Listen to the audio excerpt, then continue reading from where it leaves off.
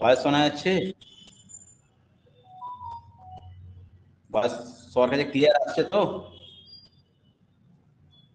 পৌলমী পারি বলছে yes, অমিতচন্দ্র yes বলছে, ঠিক আছে। দেখো আজকে তোমাদের একটা অন্য একটা টপিক, কালকে যখন স্ট্যাটিক জিকের যে ক্লাসটা তখন থাকবে। কালকে স্ট্যাটিক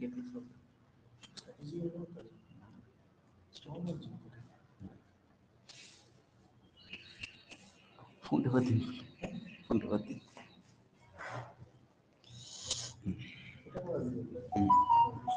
স্ট্যাটিক কালকে।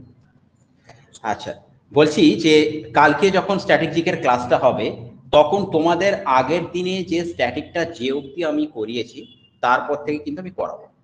আজকে একটুখানি আমরা ইন্ডিয়ান হিস্ট্রির একটা নতুন চ্যাপ্টার পড়াবো, ঠিক আছে? এই চ্যাপ্টারটা এর আগে আশা করি হয়নি। সেটা হচ্ছে কি যে আমরা তো মোটামুটি মিডিলটাও কিছুটা হলেও কভার করেছি, তো মিডিলটা যদিও পুরোটা শেষ হয়নি আমাদের, মুঘল পিরিয়ড বা একটা যে মডার্ন পিরিয়ডটা আরেকটুখানি ভালো করে করতে হবে পরবর্তীকালে। কিন্তু যে জায়গা থেকে মাঝে মাঝে পরীক্ষায় কোশ্চেন আসে আমি দেখেছি, সেটা হয়তো তোমরা দেখেছো চ্যাপ্টারটা। চ্যাপ্টারটার নাম হচ্ছে কি বৈদিক পিরিয়ড বা বৈদিক যুগ, ঠিক আছে? বৈদিক যুগ বা আর একটা কথা কি বলা হয়, পরবর্তী বৈদিক যুগ, ঠিক আছে?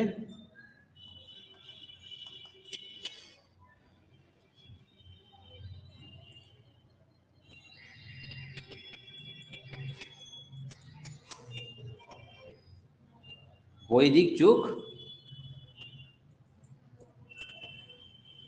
বা পরবর্তী বৈদিক যুগ, ঠিক আছে? ওকে, এক সেকেন্ড একটুখানি দাঁড়ান।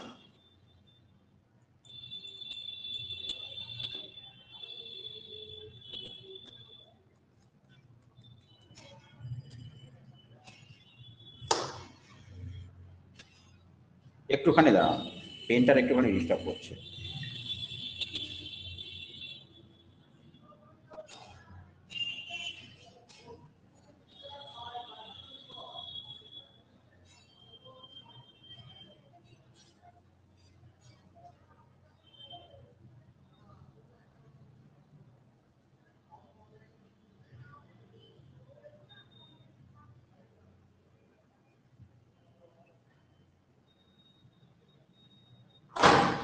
স্যার পেনটা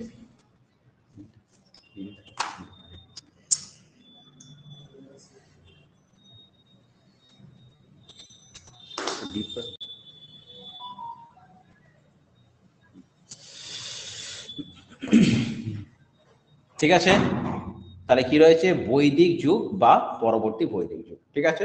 আচ্ছা, দেখো এই যে বৈদিক যুগটা অ্যাকচুয়ালি কবে থেকে শুরু হয়েছিল? বৈদিক যুগটা শুরু হয়েছিল 1500 থেকে, এবং 1500 থেকে কত 500 বিসি অবধি হচ্ছে বৈদিক যুগ। প্রথম কথা, বৈদিক যুগটা আমরা কেন বলবো? ঠিক আছে, বৈদিক যুগটা আমরা কেন বলবো? কারণ বৈদিক যুগটা কাদের মাধ্যমে শুরু হয়েছিল? না, বৈদিক যুগটা শুরু হয়েছিল কি আর্যদের মাধ্যমে শুরু হয়েছিল, ঠিক আছে? তাহলে বৈদিক যুগটা কাদের মাধ্যমে শুরু হয়েছিল? আর্যদের মাধ্যমে শুরু হয়েছিল। হ্যাঁ, তো এই যে আর্যরা, প্রথম কথা আমাদেরকে জিনিসটা বুঝতে হবে যে এই আর্যরা কোথা থেকে এসেছিল। হট করে যে আমি আর্য কথাটা বললাম, আর্যরা কোথা থেকে এসেছিল? না, আর্য একটা, প্রথম কথা আর্য নামটা কি? আর্য নামটা হচ্ছে কি সৎ বংশীয়, সৎ বংশজাত। এই পুরো কথাটার নাম হচ্ছে সৎ বংশজাত, ঠিক আছে? এটা কবে বৈদিক যুগটা স্টার্ট হলো? মোটামুটি সিন্ধু সভ্যতার পর হচ্ছে বৈদিক যুগটা স্টার্ট হলো, ঠিক আছে? তাহলে আর্য, সেটা কি হচ্ছে, যার নাম হচ্ছে কি রয়েছে, সৎ বংশজাত। তো এখন এই আর্যদের যে আহ, এরা কোথা থেকে এসেছিল? না, আর্যরা হচ্ছে মধ্য এশিয়া থেকে এসেছিল। কোথা থেকে এসেছিল? মধ্য এশিয়া থেকে এসেছিল। এবং এই আর্যরা যখন ভারতবর্ষে আসে, তারা কোন জায়গায় বসবাস করে? না, সপ্তসিন্ধু। দেখো আর্যদের মোটামুটি বসবাসের যে জায়গাটা, সেটা মোটামুটি তিনটে জায়গার মধ্যে সীমাবদ্ধ ছিল। তারা কিছুটা আমাদের ইউপিতেও বাস করত, কিছুটা আমাদের পাঞ্জাবেও বাস করতো, এইরকম করে স্ক্যাটারলি আর্যরা কিন্তু ছড়িয়ে ছিটিয়ে থাকতো। তাহলে আর্যরা কোথা থেকে আসতো? মধ্য এশিয়া থেকে, এবং তারা এই সমস্ত জায়গায় এসে বসবাস করা শুরু করেছিল। আর্যরা যে জায়গায় এসে বসবাস করা শুরু করেছিল সেই জায়গাটার একটা নাম হচ্ছে সপ্ত সিন্ধু। কোথায় ছিল বসবাস করা শুরু করেছিল? সপ্ত সিন্ধু। ঠিক আছে। এবং এই যে আর্যরা যে ভাষায় কথা বলতো সেই ভাষাটার নাম কি? খুব ইম্পর্টেন্ট তিনটে কোশ্চেন। দেখো, আর্যরা কোথায় কোথায় বসবাস করতে শুরু করেছিল? সপ্ত সিন্ধু অঞ্চলে। সপ্ত সিন্ধু কেন বলা হয়েছে? যে এখানে আমাদের সপ্ত সিন্ধু বলতে কি বোঝানো হয়েছে? যে যেখানে সিন্ধুর 5টা উপনদী রয়েছে, মানে শতদ্র, বিপাশা, ইরাবতী, চন্দ্রভাগা এরকম রয়েছে, প্লাস হচ্ছে আরো কিছু নদী রয়েছে, সেইটাকে নিয়ে হচ্ছে সপ্ত সিন্ধু। এবং সেই সপ্ত সিন্ধু অঞ্চলে তারা বসবাস করা শুরু করেছিল। এবং তারপরে তারা কোন ভাষায় কথা বলতো? তারা কোন ভাষায় কথা বলতো? তারা সংস্কৃত ভাষায় কথা বলতো। তাহলে আর্যদের অফিসিয়াল ল্যাঙ্গুয়েজ কি ছিল? বলো, আর্যদের অফিসিয়াল ল্যাঙ্গুয়েজ কি ছিল? যদি কোশ্চেন আসে তাহলে কি লিখবে? কোনটাতে দাগ মারবে? আর্যদের অফিসিয়াল ল্যাঙ্গুয়েজ কি ছিল? সংস্কৃত। ঠিক আছে। তাহলে আর্যরা যখন এখানে ভারতবর্ষে আসে তখন আর্যদের যে অফিসিয়াল ভাষাটা কি ছিল? না, অফিসিয়াল ভাষাটা ছিল হচ্ছে সংস্কৃত। তারা সংস্কৃত ভাষায় হচ্ছে তারা কথা বলতো। ঠিক আছে। আচ্ছা, এবারে একটা কথা হচ্ছে কি, যে এবারে দেখো, কোনো একটা জাতি প্রথম কোনো একটা জায়গা থেকে আসে, তারপরে এসে কোনো একটা জায়গায় বসবাস করে। কোনো একটা বসবাস, আমি একটা কোনো জাতি সম্বন্ধে জানতে গেলে তার সম্বন্ধে কি কি জানতে হয়? সেই জাতিটা কোথা থেকে এসছে, 1 নম্বর 3টে কোশ্চেন আমাদের জানতে হয়। যে কোনো একটা জাতি সম্বন্ধে জানতে গেলে প্রথম কথাতে হচ্ছে কি, তারা কোথা থেকে এসছে, 1 নম্বর কথা, প্রথম প্রশ্ন, কোথা থেকে এসছে। ঠিক আছে। আচ্ছা, 2 নম্বর হচ্ছে কি, 2 নম্বর প্রশ্ন, তাদের ভাষা কি, তাদের ভাষা কি, আর তাদের জীবিকা কি, তাদের জীবিকা কি। আর্যদের প্রধান জীবিকা কি ছিল? 2টো জীবিকা ছিল, একটা ছিল কৃষি আর একটা কি ছিল? পশুপালন। এগুলো সব কিন্তু ইয়ারের কোশ্চেনের মধ্যে থেকেই আসে। তার মধ্যে কৃষি আর পশুপালন কোনটাকে সব থেকে বেশি গুরুত্ব দেওয়া হতো? পশুপালনটা। পশুপালনের মধ্যে তারা সবকিছুই পশুরই করতো, পালন করতো। গরু, ভেড়া, মোষ, গাভী, গরু, ভেড়া, মোষ, ছাগল সবাইকে করতো, বেশিরভাগ করতো। কিন্তু সব থেকে ইম্পর্টেন্ট যে অ্যানিমালটা কি ছিল, সেটা হচ্ছে ছিল গরু বা গাভী। এই গাভীটাকে নিয়ে এরকমও শোনা গেছে যে একটা আর্যদের সঙ্গে আর একটা আর্যদের কিন্তু যুদ্ধ বিগ্রহ লেগে থাকতো। যে ধরো কারোর 9টা গরু আছে, তো একে অ্যাটাক করলো, একে অ্যাটাক করে এর যে 9টা গাভীকে কি করলো? 9টা গাভীকে তুলে নিল। ঠিক আছে।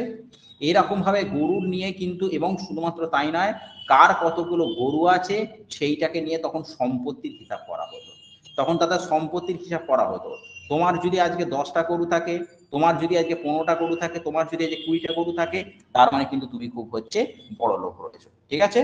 তাহলে এই একটা কিন্তু বিনিময়ের মাধ্যম একটা ছিল। ঠিক আছে। আচ্ছা, এবারে কথা হচ্ছে কি, যে এখানে 2টো নদী আর্যরা যখন, আচ্ছা এখানে আর একটা জিনিস আছে, এটা আমাকে একটা পরীক্ষায় কোশ্চেন দিয়েছিল, যে এই আর্যদের সম্পর্কে ঐতিহাসিক ম্যাক্স মুলার কি বলেন? ঐতিহাসিক ম্যাক্স মুলার কি বলেন? এটা একটা সেটা আমাকে কোশ্চেন দিয়েছিল। ঠিক আছে। যে ঐতিহাসিক ম্যাক্স মুলার কি বলে? ঠিক আছে। যে এটাকে তোমাদের একটা মাথা রাখতে হবে, যে ঐতিহাসিক ম্যাক্স মুলার বলে যে আর্যরা কোনোটা কিন্তু কোনো জাতিগোষ্ঠী নয়, এটি একটি ভাষা গোষ্ঠী। এটা ম্যাক্স মুলার কি বলেছিল? যে আর্যরা কোনো একটি বিশেষ জাতিগোষ্ঠী নয়, কোনো একটি বিশেষ জাতিগোষ্ঠী নয়, বরং বিশেষ একটি ভাষা গোষ্ঠী। বুঝতে পেরেছ? তাহলে আর্যদের সম্পর্কে ম্যাক্স মুলার এই কথাটা হচ্ছে বলে। এখন এই আর্যদের সময় বৈদিক যুগে, একটা বৈদিক যুগ কেন বলা হয়েছে? আমাদের আর্যদের আসার সঙ্গে এই বৈদিক যুগের কি ব্যাপার আছে? আর্যরা তো ধরো এলো, তো আর্যদের আসার সঙ্গে মোটামুটি হচ্ছে বৈদিক যুগের কি ব্যাপার আছে?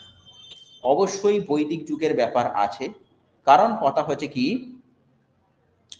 এই সময় কিন্তু ঋগ্বেদটা লেখা হয়েছিল। ঠিক আছে, এই সময় কি লেখা হয়েছিল না, এই সময়টা হচ্ছে তোমার হচ্ছে ঋগ্বেদটা লেখা হয়েছিল। তাহলে এইবারে আমাদের একটুখানি মোটামুটি তোমাকে আচ্ছা ওটা তোমার একটুখানি আরেকটুখানি পরে করাচ্ছি। ওটা হচ্ছে আর একটুখানি আদি বৈদিক যুগ বা পরবর্তী বৈদিক যুগে যখন যাব তখন মোটামুটি আমাদের এইটুকু ছিল। আচ্ছা এখানে আর একটা জিনিস দেখো, আর্যদের সময় মোটামুটি তো তোমাদের কৃষি আর পশুপালন বললাম, গরুটাই হয়েছে ছিল। আর এখানে মনে রাখবে যে বেদ, কেন এটাকে বৈদিক যুগ বলা হয়, কারণ হচ্ছে এখানে কি হচ্ছে বেদটা লেখা হয়েছিল। এখন কথা হচ্ছে কি এই যে বেদ, এইটা অনেক সময় আসে, বেদ শব্দের অর্থ কি না, বেদ শব্দের অর্থ হচ্ছে জ্ঞান। বেদটাকে আর একটা কথা কি বলা হয়, আমি বাংলায় লিখছি অপৌরেশেয়। অপৌরেশেয় কেন এই কথাটা বলা হয়, এই কথাটাও আসে অনেক সময় এক্সামে। অপৌরুষেয় কথাটা এই জন্যই বলা হয় কারণ বেদ কোনো মানুষ সৃষ্টি করে, এই বেদটা কে সৃষ্টি করেছে, ভগবানের কথাটাকে বেদ হিসাবে এখন মানা হয়। তাহলে বেদটাকে আমরা আর একটা কথা কি বলতে পারি কি, অপৌরুষেয়, অপৌরুষেয় বলা হয়। আচ্ছা এবারে কথা হচ্ছে কি যে বেদের আর একটা নাম কি রয়েছে, তোমরা সবাই এটা জানো, ছোটবেলা থেকে আমরা পড়ে আসছি, শ্রুতি। কারণ এটা শুনে শুনে মনে রাখা হতো, এটাকে শ্রুতিও বলে, আর এটাকে আর একটা কথা কি বলা হয়, স্মৃতিও বলে। ঠিক আছে, মানে এটাকে শুনে শুনে মনে রাখা হতো। ঠিক আছে, আচ্ছা এবারে দেখো রাজনৈতিক জীবনটা একটু কয়েকটা বলে নিই, তারপরে আমরা একদম পুরো বেদেতে চলে আসবো। ঠিক আছে, মোটামুটি এখানে রাজনৈতিক জীবন আর হচ্ছে ধর্মীয় জীবনটা একটু বলে নিই, তারপরে আমরা একদম বেদে চলে আসবো। ঠিক আছে, দেখো প্রথম কথা রাজনৈতিক জীবন, রাজনৈতিক জীবনটা কেন আমি পড়াচ্ছি, কেন দেখো এখান থেকে দেখো যেগুলো তোমাদেরকে আমি পড়াচ্ছি সেগুলো কিন্তু থেকে প্রত্যেকটা ইয়ারে কিছু না কিছু কোশ্চেন এসছে। এই যে তোমাদের অনেক সময় কোশ্চেনই আছে, আমি অনেকগুলো জায়গায় অনেক পরীক্ষায় দেখতে পেয়েছি যে আর্যদের অ্যাকচুয়ালি বসতি কোথায় ছিল বা আর্যরা কোথা থেকে এসছে। তাহলে এর অ্যান্সারটা কি হবে না, আর্যরা হচ্ছে কোথা থেকে এসছে না, আর্যরা হচ্ছে তোমার মধ্য এশিয়া থেকে এসছে। ঠিক আছে, এবং তারা কোথায় বসবাস করা শুরু করেছে, তারা হচ্ছে সপ্ত সিন্ধু অঞ্চলে বসবাস করা শুরু করেছিল। ঠিক আছে, এইগুলো অনেক সেটে কোশ্চেন থাকে, সেই সেটের কোশ্চেন থেকে এক একটা করেই তোমাদেরকে হয়েছে। এই রাজনীতিক যেমন এই যেমন এখানে বলা হতো যে আর্যদের যুগে কোন পশুটাকে সব থেকে বেশি গুরুত্ব দেওয়া হতো। ঠিক আছে, সেটার আনসার কি হবে, গরু। ঠিক সেরকম ভাবে সিন্ধু সভ্যতাও আছে যে কোন জিনিসটাকে কোন দেবতাকে সব থেকে বেশি করে মানা হতো, কোন খাদ্যটা তাদের কাছে ছিল, কোন জীবিকার উপর সব থেকে বেশি করে এমফাসাইজ করা হয়েছে, সেই রকম। বুঝতে পেরেছো? আচ্ছা দেখো রাজনৈতিক জীবন, রাজনৈতিক জীবন বলতে কি এদের হচ্ছে দুটো জীবন ছিল। একটা ছিল এদের যে রাজনৈতিক জীবনটা মোটামুটি দুটো ছিল, একটা ছিল সভা আর একটা হচ্ছে সমিতি। ঠিক আছে, কি করা হতো না, প্রথম কথা কতগুলো এখানে একটা ওদের উপজাতি গোষ্ঠী ছিল, সেই উপজাতি গোষ্ঠীগুলো মানে কি হতো, উপজাতি গোষ্ঠীগুলোকে কি বলা হতো, একটা জন বলা হতো। এই জনটা যে ছিল, জনের যে রাজাটা জন, একটা ধরো জন থাকতো, এবারে জনের আন্ডারে হচ্ছে তোমার সমিতি থাকতো। ঠিক আছে, এই সমিতির আন্ডারে কয়েকগুলো গ্রাম ছিল। ঠিক আছে, আচ্ছা এবারে তাহলে আমাদেরকে বলো, মোটামুটি তোমরা অ্যাটেনশন দিচ্ছ কিনা বুঝতে পারা যাবে, বলো যে আর্যদের সময় কোন পশুটাকে সব থেকে বেশি গুরুত্ব দেওয়া হতো, আর্যদের সময় কোন পশুটাকে সব থেকে বেশি গুরুত্ব দেওয়া হতো? অন্বেষা চক্রবর্তী বলছো কাউ, কাউ, আচ্ছা ঠিক আছে, ভেরি গুড ভেরি গুড। আচ্ছা এবারে বলো তো যে আমাদের যে বৈদিক যুগটা, সেই বৈদিক যুগটা কবে থেকে শুরু হয়েছে, বৈদিক যুগটা কবে থেকে শুরু হয়েছে বলো, বৈদিক যুগটা কবে থেকে শুরু হয়েছে? 1500 থেকে। 1500 থেকে কি হয়েছে, 1500 থেকে হচ্ছে 500 বেশি, তাই তো? 1500 থেকে 500 বেশিটা হচ্ছে আমাদের বৈদিক যুগটা শুরু হয়েছে। ঠিক আছে, এরপরে দেখো আচ্ছা এবারে আমাকে বলো আর্যরা যখন মধ্য এশিয়া থেকে এসেছিল, গুড, মোহন জানা বলছে 1500 থেকে 500। আচ্ছা এবার আমাকে বলো আর্যরা যখন মধ্য এশিয়া থেকে এসেছিল, সেই আর্যরা মধ্য এশিয়া থেকে এসে তারা কোথায় বসবাস করা শুরু করেছিল, আর্যরা মধ্য এশিয়া থেকে এসে তারা কোথায় বসবাস করা শুরু করেছিল বলো? আর্যরা যখন মিডল ইস্ট থেকে আসে, মধ্য এশিয়া থেকে আসে, তখন তারা কোথায় বসবাস করা শুরু করেছিল? হ্যাঁ, সপ্ত সিন্ধু অঞ্চলে, ইউপিটাতে নয়, পার্টিকুলারলি একটা জায়গাকে দেখো, ইউপির মধ্যে কিছু অংশ আছে, কিন্তু যদি তোমরা একটা বেশি করে কোনো একটা জিনিসকে হাইলাইটেড করো, তাহলে বলা যেতে পারে সপ্ত সিন্ধু অঞ্চলে তারা কি করেছিল, বসবাস করা শুরু করেছিল। ঠিক আছে, তারা সপ্ত সিন্ধু অঞ্চলে তারা বসবাস করা শুরু করেছিল, এটা ঠিক আছে। আচ্ছা, এবারে খুব ইম্পর্টেন্ট একটা কোশ্চেন তোমাদেরকে করাচ্ছি, খুব ইম্পর্টেন্ট একটা কোশ্চেন করাচ্ছি।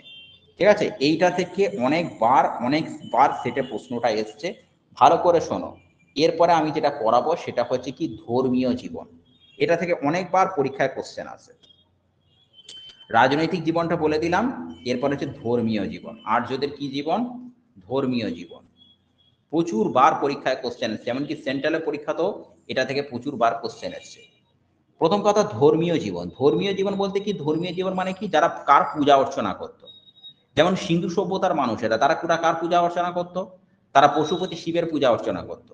ঠিক সেই রকম ভাবে আমাদের আর্যরাও কার পূজা অর্চনা করতো, সব থেকে গুরুত্বপূর্ণ দেবতা, দেখো প্রথম 1 নম্বর যে গুরুত্বপূর্ণ দেবতা ছিল, সেই দেবতার নাম হচ্ছে ইন্দ্র। ঠিক আছে, মনে রাখবে ঋগ্বেদে মোটামুটি 250টা স্তোত্র তার নামে কিন্তু শুধুমাত্র বিনিয়োগ করা হয়েছে, মানে তার নামে কিন্তু রয়েছে। এই ইন্দ্র কিসের দেবতা, একদম ভালো করে মাথা রেখে দিতে হবে, যুদ্ধ ও বজ্রের দেবতা, যুদ্ধ ও বজ্রের দেবতা। 2 নম্বর দেবতা কাকে প্রায়োরিটি দেওয়া হতো, অগ্নিকে। ঠিক আছে, ঠিক আছে, তাহলে 2য় নম্বর দেবতা কাকে বলা হতো, অগ্নিকে। আর 3 নম্বর দেবতা কাকে বলা হতো, বরুণকে। ঠিক আছে, বরুণ হচ্ছে কি রয়েছে, জল ও প্রাকৃতিক ভারসাম্য। ঠিক আছে, তাহলে হচ্ছে ইন্দ্র হচ্ছে, একটা হচ্ছে অগ্নি আছে, আর একটা হচ্ছে বরুণ। ঠিক আছে, ইন্দ্র, অগ্নি, বরুণ। ইন্দ্রটা হচ্ছে কি রয়েছে, টোটাল হচ্ছে 250টা স্তোত্র ছিল, যুদ্ধ ও বজ্রের দেবতা রয়েছে, অগ্নি রয়েছে, 3 নম্বর হচ্ছে বরুণ রয়েছে, যেটা ছিল কি হচ্ছে জল এবং ভারসাম্য রক্ষাকারী দেবতা। বুঝতে পেরেছো? এছাড়া আরো কিছু কিছু দেবতা ছিল, জানো তো, আরো কি কি দেবতা ছিল, আরো দেবতা ছিল, যেমন ধরো সূর্য ছিল, হ্যাঁ, তারপর বায়ু ছিল, তারপর হচ্ছে উষা ছিল, তারপর পৃথিবী ছিল, হ্যাঁ, তারপরে হচ্ছে অদিতি ছিল, এগুলো ছিল। হ্যাঁ, কিন্তু তোমাদের পরীক্ষায় যে প্রশ্নটা আসে যে আর্যদের সময় বা বৈদিক যুগে সব থেকে গুরুত্বপূর্ণ দেবতা কি ছিল, যাকে সব থেকে বেশি করে মান্যতা করা হতো, সেইটার নাম হচ্ছে ইন্দ্র। প্রচুর বার এই পরীক্ষায় কোশ্চেনটা আসে। ঠিক আছে, সবাই বুঝতে পারছো তো জিনিসগুলো, সবাই বুঝতে পারছো তো জিনিসগুলো, ক্লাসটা বুঝতে পারছো তো, সবাই বুঝতে পারছো, সবাই বুঝতে পারছো বলো। হ্যাঁ, ঠিক আছে, ইয়েস স্যার, ইয়েস স্যার, ওকে, ওকে, হ্যাঁ মোহন দত্ত আছে, ঠিক আছে। তাহলে এ হচ্ছে কি হয়েছে। আচ্ছা, এবারে কথা হচ্ছে কি, যে আমাকে একটা কথা বলো, এরপরে শুধুমাত্র এগুলো তো দেবতা, কিন্তু এই যে বৈদিক সময় 3টে যজ্ঞ করা হতো। ঠিক আছে, কি কি যজ্ঞ, 3টে যজ্ঞ করা হতো। একটা হচ্ছে অশ্বমেধ যজ্ঞ করা হতো, আচ্ছা, তারপরে হচ্ছে রাজসূয় যজ্ঞ করা হতো, আর একটা হচ্ছে বাজপেয় যজ্ঞ করা হতো। এই 3টে যজ্ঞ করা হতো, অশ্বমেধ, রাজসূয়, বাজপেয়ী। এই যজ্ঞগুলো কি ব্যাপার, অনেকে বলে দেয় অশ্বমেধ যজ্ঞ করা হবে, রাজসূয় যজ্ঞ, কিন্তু যজ্ঞটা কি ব্যাপার। অশ্বমেধ, তাহলে এখানে কি নাম হচ্ছে অশ্ব, অশ্ব কথাটা মানে কি, ঘোড়া।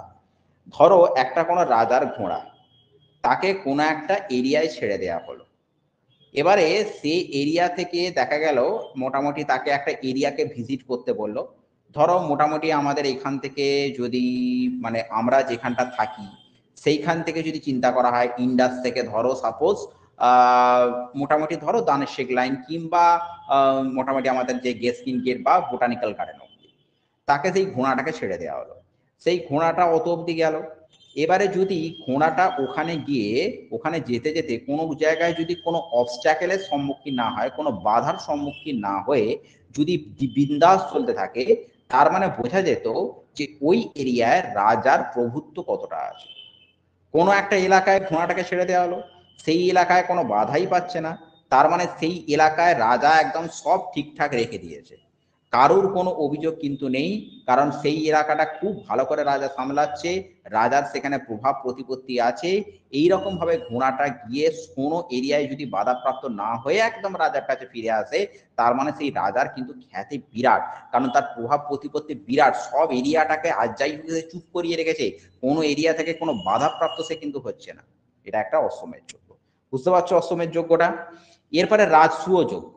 রাজসূয় যজ্ঞটা কি করা হতো, তখনকার দিনে পুরোহিতরা বলতো যে কোনো যুদ্ধে যাওয়ার আগে তুমি এই যজ্ঞটা করো। এই যজ্ঞটা করলে কি হবে, তুমি যুদ্ধে জয়লাভ করবে, তোমার যুদ্ধে আরো খ্যাতি বাড়বে। রাজার খ্যাতিকে বাড়ানোর জন্য একটা যে যজ্ঞ করা হতো, সেই যজ্ঞটার নাম হচ্ছে রাজসূয়। আর বাজপেয় যজ্ঞ, বাজপেয় যজ্ঞটা কিরকম ছিল, ধরো ঘোড়ায় টানা রথ রয়েছে, সেখানে রাজা ঘোড়ায় টানা রথটা থাকতো, প্লাস তার যারা আত্মীয় স্বজনরা রয়েছে তারাও থাকতো, বা কোনো যদি প্রতিদ্বন্দ্বী রাজার সাথে যুদ্ধ করতে চায় বা রাজার সাথে সেই কম্পিটিশনে পার্টিসিপেট করতে চায়, তাহলে সেও সেই কম্পিটিশনে পার্টিসিপেট করতে পারতো। কিন্তু বাজপেয় যজ্ঞটা এরকমই ছিল, ওই ঘোড়ায় টানা রথে করে বেশিরভাগ যে আগে এগিয়ে যেতে পারবে, ধরো রাজা যে রথটা রয়েছে সে আগে এগিয়ে গেল, তাহলে কিন্তু রাজা বিজয়ী হয়ে গেল। এবার তার যদি কোনো প্রতিদ্বন্দ্বী আগে এগিয়ে যায়, তাহলে কিন্তু আস্তে আস্তে রাজার প্রভাব প্রতিপত্তি কমে যাচ্ছে, রাজাকে তখন আর কেউ মানছে না, তখন রাজার আরেকটুখানি সংশোধনের প্রয়োজন আছে। আর সেই জায়গায় যদি রাজা খুব ভালো একটা ভাবে তাকে সেই তার প্রতিদ্বন্দ্বীকে হারিয়ে দিতে পারে, দিয়ে সেই ঘোড়ায় যে টানা রথটাকে নিয়ে সে যদি এগিয়ে যেতে পারে প্রতিদ্বন্দ্বীগুলোকে ফেলে দিয়ে, তাহলে রাজা কিন্তু সাকসেসফুল রয়েছে, ঠিক আছে। তবে বাজপেয় যজ্ঞের ক্ষেত্রে বেশিরভাগ ক্ষেত্রেই ওই যে ঘোড়ায় টানা যে রথগুলো ছিল, বেশিরভাগ ক্ষেত্রে কিন্তু রাজারই জয় হতো, ঠিক আছে। বুঝতে পারছো এই তিনটে যজ্ঞ, বুঝতে পারলে তিনটে যজ্ঞ, বুঝতে পারলে কিভাবে করা হতো তিনটে যজ্ঞ, বুঝতে পারলে তিনটে যজ্ঞ। ওকে, বাকিরা একটু রিপ্লাই করো। অভিষেক, ঠিক আছে, অন্বেষা, হ্যাঁ এই তো গুড। সবার কাছ থেকে রিপ্লাইটা যেন আসে, রিপ্লাইটা দুজন তিনজন করলে শুধু হবে না, বাকিগুলো তাহলে কি করছে রয়েছে। এখানে একটা রয়েছে দেখতে পাচ্ছি আহ প্রভানন্দ। প্রভারানন্দ, তুমি কিছু বলছো না কেন, তুমি ক্লাসে এসে চুপচাপ থাকো, কিছু তো অন্তত বলো। প্রভাবানন্দ হালদার, তুমি কি ক্লাসে আছো? শুধুমাত্র দুজন তিনজন রিপ্লাই করলে কিন্তু হবে না। দেখো আমি ক্লাসটা করাই, সবাইকে নিয়ে তো ক্লাসটা করাই, আমি চাই এখানে সবার ডেভেলপমেন্ট হোক, সবার এখানে ডেভেলপমেন্ট হোক, প্রত্যেকে যেন এখানে মোটামুটি যেটাকে পড়াচ্ছি সেটার সাথে অ্যাটলিস্ট আমার সাথে যেন কোঅপারেট করে, জিনিসটাকে যেন ক্লিয়ার করতে পারে, দিয়ে যেন আমরা প্রিপারেশনটাকে কন্টিনিউ করতে পারি। কিন্তু সবাই একটুখানি রিপ্লাই করবেন, কারণ নাহলে কিন্তু আমার একটু অসুবিধা হয়ে যায়, ঠিক আছে। ওকে,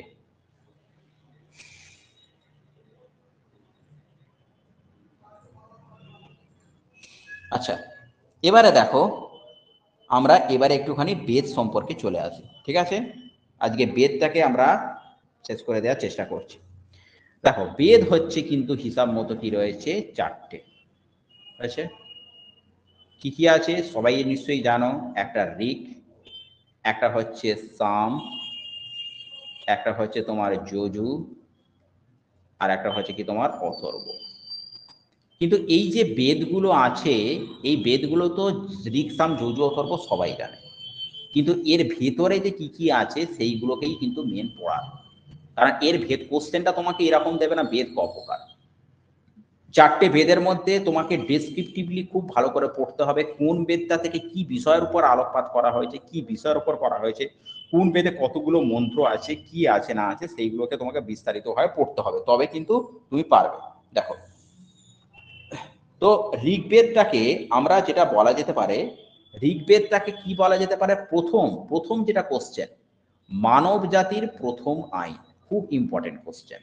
মানব জাতির প্রথম আইনটা কোনটাকে বলা হয়, মানব জাতির প্রথম আইন কোনটাকে বলা হয়, ঋগ্বেদটাকে, ঠিক আছে। তাহলে ঋগ্বেদটাকে আমাদের কি বলা হয়, প্রথম আমরা ঋগটাকে নিয়ে আলোচনা করছি, প্রথম আমরা ঋগ্বেদটাকে নিয়ে আলোচনা করছি। তাহলে ঋগ্বেদটা প্রথম যেটা রয়েছে, মানব জাতির, মানব জাতির প্রথম আইন, এটা প্রথম আগে তোমাকে জিনিসটা জানতে হবে।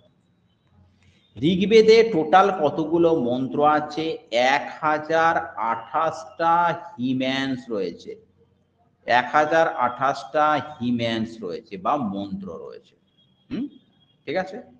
তো এই 1028টা যে হিম্যান্স রয়েছে বা মন্ত্র রয়েছে বা স্তোত্র রয়েছে, ঠিক আছে, এই স্তোত্রগুলোকে কি বলা হয়? এই স্তোত্রগুলোকে আমরা আর একটা কথা কি বলতে পারি, শ্রুতিও বলতে পারি, কারণ বেদটাকে শুনে শুনে মনে রাখা হতো।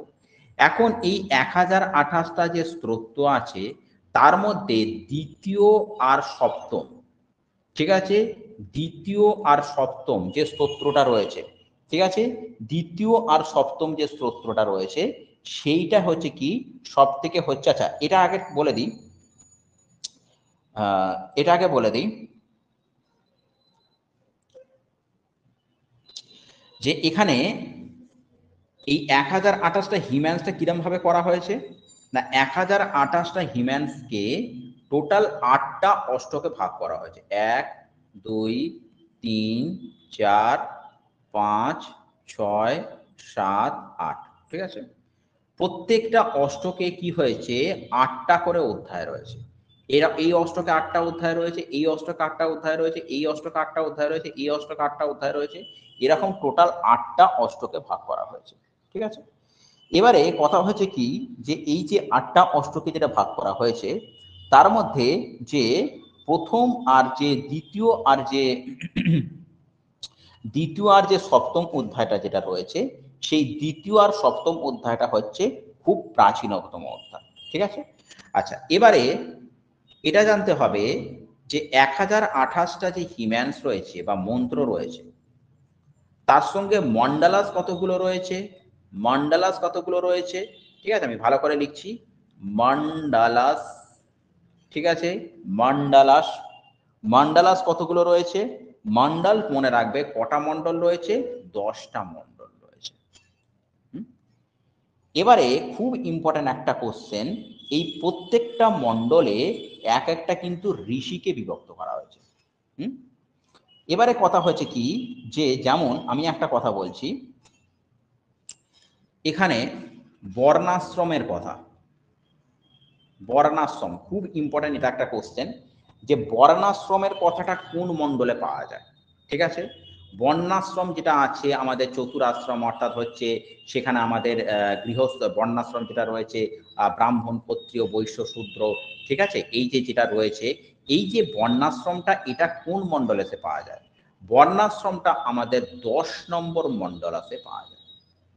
10 নম্বর মণ্ডলাতে কি পাওয়া যায়, বর্ণাশ্রম।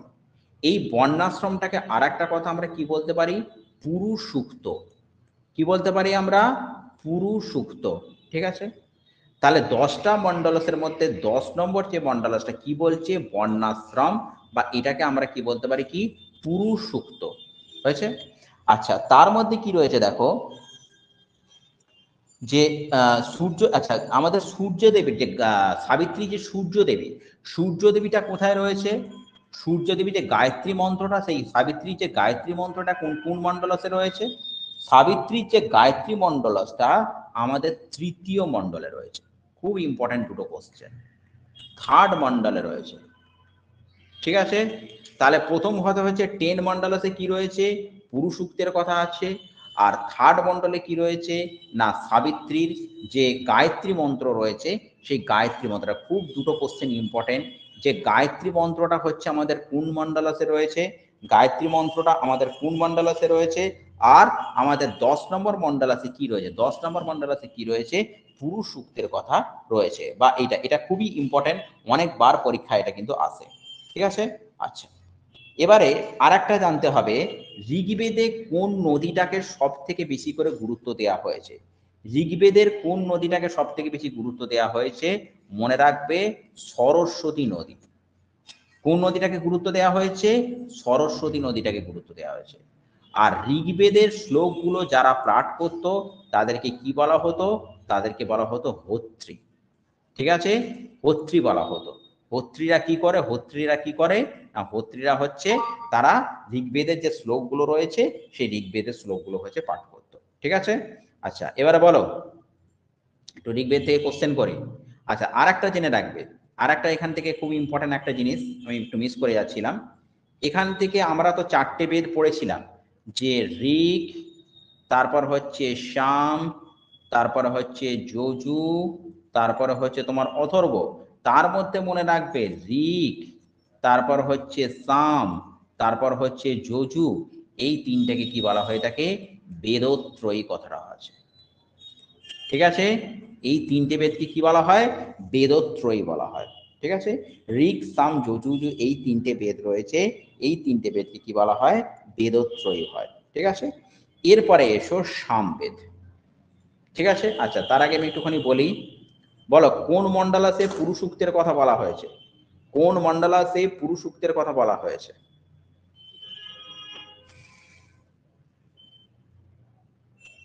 টেন্থ, টেন্থ মন্ডলাস, ঠিক, টেন্থ মন্ডলাসে হচ্ছে পুরুষ উক্তের কথা বলা।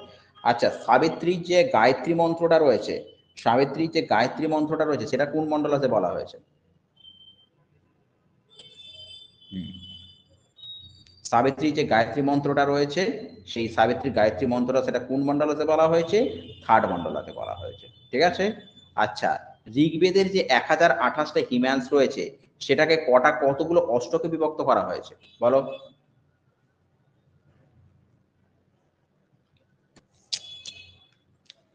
গুড, তাহলে কতগুলো অষ্টকে বিভক্ত করা হয়েছে? এটাকে 8টা অষ্টকে বিভক্ত করা আছে। আচ্ছা, ঋগ্বেদে হচ্ছে কোন নদীটাকে সব থেকে বেশি গুরুত্ব দেওয়া হয়েছে? ঋগ্বেদে কোন নদীটাকে সব থেকে বেশি গুরুত্ব দেওয়া হয়েছে? গুড, তাহলে কি হয়েছে? কাকে গুরুত্ব দেওয়া হয়েছে? সরস্বতী নদীটাকে হচ্ছে গুরুত্ব দেওয়া হয়েছে। এবারে এসো তাহলে সামবেদ। সামবেদ, সামবেদটা কি? এখন ঋগ্বেদে স্তোত্রগুলো রয়েছে, 1028টা স্তোত্র রয়েছে। এই স্তোত্রগুলোকে যখন পাঠ করতে হয় তার কিন্তু একটা সুর রয়েছে। যেমন ধরো গীতার যখন কোনো শ্লোককে তুমি পাঠ করছো সেটার কিন্তু একটা সুর রয়েছে। ঠিক আছে, যেমন ভগবদ গীতা একটা, প্রথমে এই শ্লোকটা তো অনেকেই জানে হয়তো, যে ইয়াদা ইয়াদা হি ধর্মস্য গ্লানির্ভবতি ভারত। ঠিক আছে, এই যে ব্যাপারটা এটা অনেকেই জানে, তো এটার একটা কি রয়েছে? প্রত্যেকটা একটা সুর রয়েছে। ঠিক সেই রকম ভাবে আমাদের যে ঋগ্বেদটা রয়েছে, ঋগ্বেদেরও কিন্তু এরকম অনেকগুলো সুর রয়েছে, মানে যখন শ্লোকগুলোকে যখন আমরা পড়বো সেই পড়গুলো পড়ার জন্য কিন্তু অনেকটা সুর রয়েছে। সেই সুরটাকে কি বলা হয়ে থাকে? সামবেদ। ঠিক আছে, এই সুরটার জন্যই কি বেদ রচিত হয়েছে? সেই বেদটার নাম হচ্ছে সামবেদ। ঠিক আছে, এই সামবেদটা হচ্ছে কি? ধ্রুপদী ঘরানা। কি ঘরানা? ধ্রুপদী ঘরানা। ঠিক আছে, ধ্রুপদী ঘরানা। ঠিক আছে, আচ্ছা এতে মোট কতগুলো পদ্য রয়েছে? ঋগ্বেদে সামবেদে কতগুলো পদ্য রয়েছে? সামবেদে হচ্ছে 1875টি পদ্য রয়েছে। ঠিক আছে, আচ্ছা ঋগ্বেদে কতগুলো স্তোত্র রয়েছে বলো? ঋগ্বেদে কতগুলো স্তোত্র রয়েছে? ঋগ্বেদে কতগুলো স্তোত্র রয়েছে?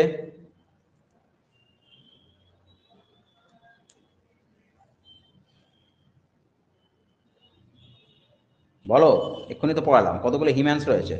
হ্যাঁ, চটপট আনসার আসবে তো। টোটাল কতগুলো হিম্যান্স রয়েছে? 1028টা হিম্যান্স রয়েছে। ঠিক আছে, আর সামবেদে হচ্ছে টোটাল কতগুলো পদ্য রয়েছে? 1875টা হচ্ছে পদ্য রয়েছে। এরপরে হচ্ছে আমরা আসবে যজুর্বেদ।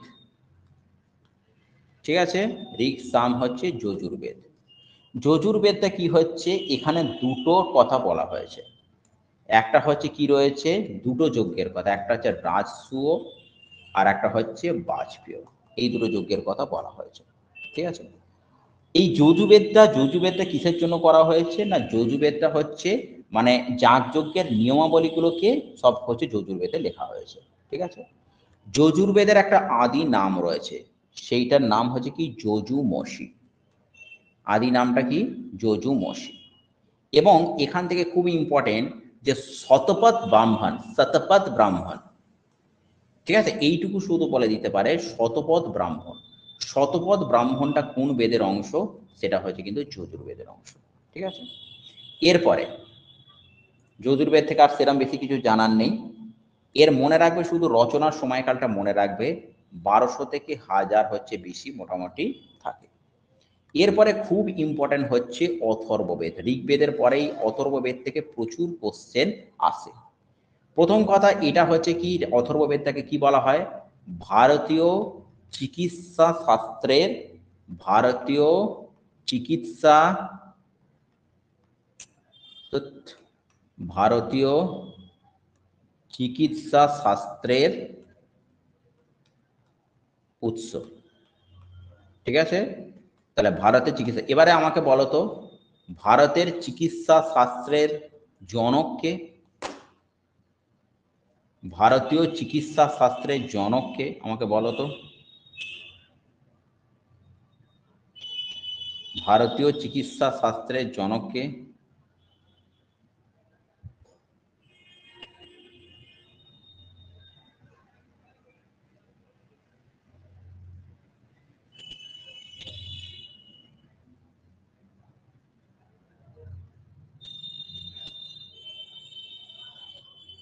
বলো।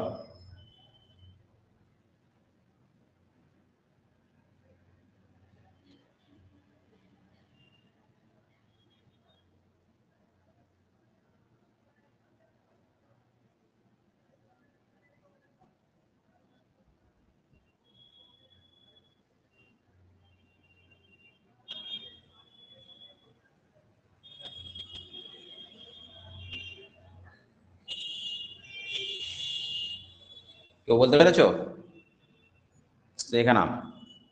গুড। অমিত চন্দ্র সরকার বলছে, গুড। ঠিক আছে, তাহলে ভারতীয় চিকিৎসা শাস্ত্রের জনকটাকে, ভারতের চিকিৎসা শাস্ত্রের জনক হচ্ছে চরক। এই অথর্ববেদে কি আছে অ্যাকচুয়ালি? অথর্ববেদে হচ্ছে 730টা শ্লোক রয়েছে। ঠিক আছে, আর মন্ত্রের সংখ্যা কটা রয়েছে? 6000টা। ঠিক আছে, যত রকমের মারণ উচ্চাটন অমুক তমুক যেগুলো রয়েছে সেগুলো সবই কিন্তু তোমার এই অথর্ববেদে লেখা রয়েছে। ঠিক আছে, যত রকমের মারণ উচ্চাটন অমুক তমুক jumps and spell magical formula যেগুলো রয়েছে সেগুলো সবই কিন্তু এখানে লেখা রয়েছে। ঠিক আছে, এরপরে এই যে এটাকেই তোমার মোটামুটি প্রত্যেকটা বেদের আবার কিন্তু 4টে ভাগ রয়েছে। এইটা পরের দিন আমরা পড়াবো যে প্রতিটি বেদের 4টে ভাগ রয়েছে। কি কি? একটা হচ্ছে তোমার সংহিতা, একটা হচ্ছে ব্রাহ্মণ, একটা হচ্ছে কি আরণ্যক, আর একটা হচ্ছে উপনিষদ। ঠিক আছে, এইটা পরের দিন আমরা এখান থেকে পড়াবো। ওকে, ক্লাস কেমন লাগলো আজকে? ক্লাস কেমন লাগলো? ওকে, ওকে, ঠিক আছে, তাহলে আজকে এই অবধি থাক, পরের দিন এখান থেকে আমরা শুরু করব।